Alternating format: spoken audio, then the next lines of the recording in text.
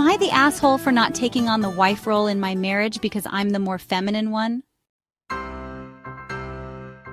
So, here's the situation. My wife, who is 34, and I, who am 32, have been together for 6 years, married for 3. We are both women, both fully functioning adults, and we divide household responsibilities in a way that works for us. But apparently that's not good enough for her mother. For context, I have always been out as a lesbian, and my wife came out in her 20s. After she did, she started dressing in a way that made her feel more comfortable. T-shirts, baseball caps, no makeup, more traditionally masculine attire. Meanwhile, I've always been very feminine. I love makeup, dresses, heels, and all things traditionally associated with femininity. This has never been an issue between us, and we have never once defined our relationship based on heteronormative gender roles. We just are. Recently, my wife's parents came to visit, and her mother, who has always been kind of old-fashioned, took issue with the way we run our home. More specifically, she had a huge problem with the fact that I don't take on the traditional role of a wife and mother just because I'm the more feminine-presenting one. She kept making comments like, "It just looks wrong for Tammy to come home from work and start cooking dinner." Or, "I just don't understand why you're not taking care of the house. You're the woman in this relationship." I tried to brush it off at first, but she just would not let it go.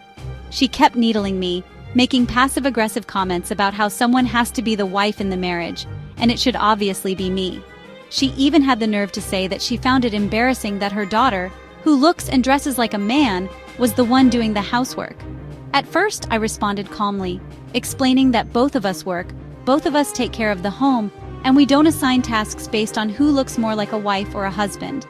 I even tried to explain how gender roles are outdated in heterosexual relationships, much less in a lesbian marriage, but she wasn't having it.